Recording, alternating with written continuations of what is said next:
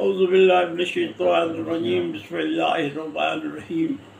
شروع کرتا ہوں اللہ تعالیٰ کے بابرکت نام سے جو نہایت مہربان اور رحم کرنے والا ہے۔ درود پاک حضور سرور کائنات فخر موجودات فخر انبیاء حضرت محمد مصطفیٰ صلی اللہ علیہ وآلہ وسلم پر۔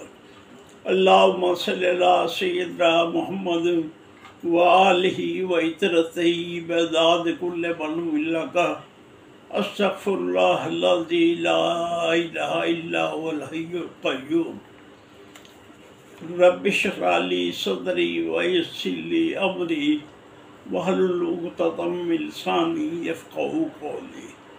ناظرین، آج کا جو مضمون ہے اس کا عنوان ہے حضرت قعقاع بن عمرو رضی اللہ تعالیٰ عنہ۔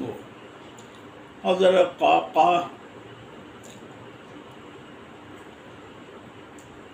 رضی تعالیٰ عنہ عرب کے مشہور قبیلے بنو تمیم سے تھے۔ عرب کے مشہور قبیلہ تمیم سے تھے۔ وہ اپنے قبیلے کے بہت بہادر اور شاعری کا بلند شوق رکھنے والے تھے بنو تمیم کا وفد 9 ہجری آپ صلی اللہ علیہ وسلم کی خدمت میں مدینہ آیا اور بارگاہ نبوت میں پیش ہوا۔ قعقاع رضی اللہ عنہ اس وفد میں شریک تھے۔ ان کے اسلام لانے سے بنو تمیم میں بہت اسلام پھیلا۔ صحابیت کا شرف حاصل کر کے وہ اسلام کے قوی دست بادشاہ ثابت ہوئے۔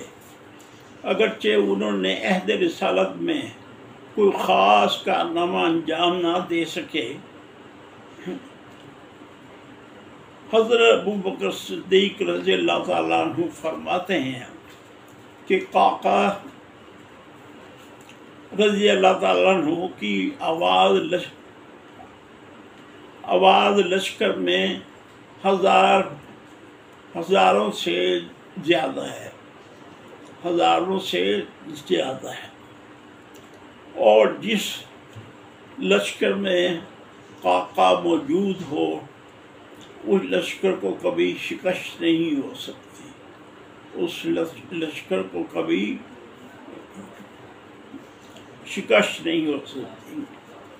طلحہ شکست کھانے کے بعد اپنی بیوی کے ہمراہ فرار ہوا اور بنو کلب جا کر پناہ لی۔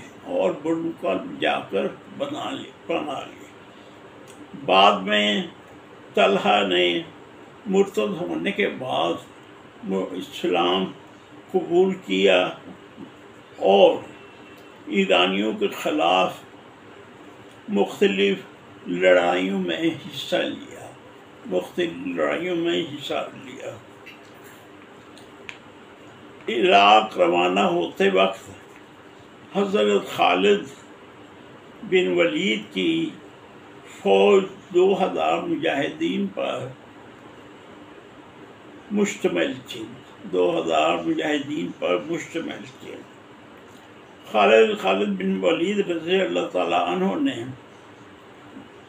مزید قوت پہنچنے کے لیے خلیفہ حضرت ابوبکر صدیق رضی اللہ تعالیٰ عنہ کو لکھا، تو آپ نے قطع کو حکم دیا کہ وہ جائے اور شامل ہو جائے۔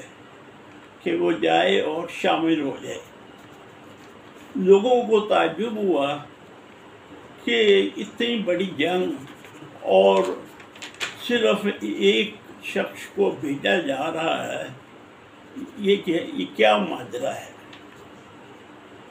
حضرت ابوبکر صدیق نے جواب دیا کہ کاکا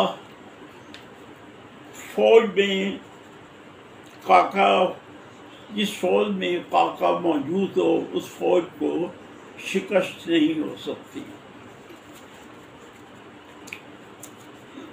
زنجیر بستہ ایرانی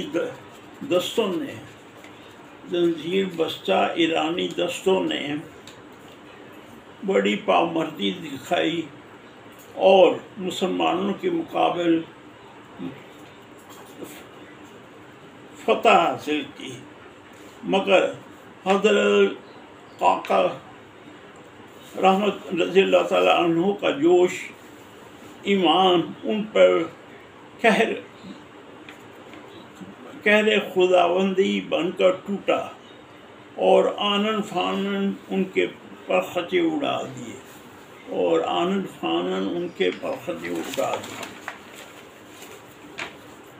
حضرت سعد رضی اللہ تعالیٰ عنہ نے حضرت کاکا رضی اللہ تعالیٰ عنہ کو بطور خاص بھیجا، کیونکہ انہوں نے جنگ قادسیہ میں بڑی جانبازی دکھائی تھی۔ جب وہ آئے تو حضرت سعد نے ان کے سامنے حضرت سعد رضی اللہ عنہ نے ان کے سامنے بادشاہوں کی تلواریں رکھی اور کہا اٹھا لو جو تمہیں پسند ہو۔ آپ نے ایک تلوار اٹھائی، یہ تلوار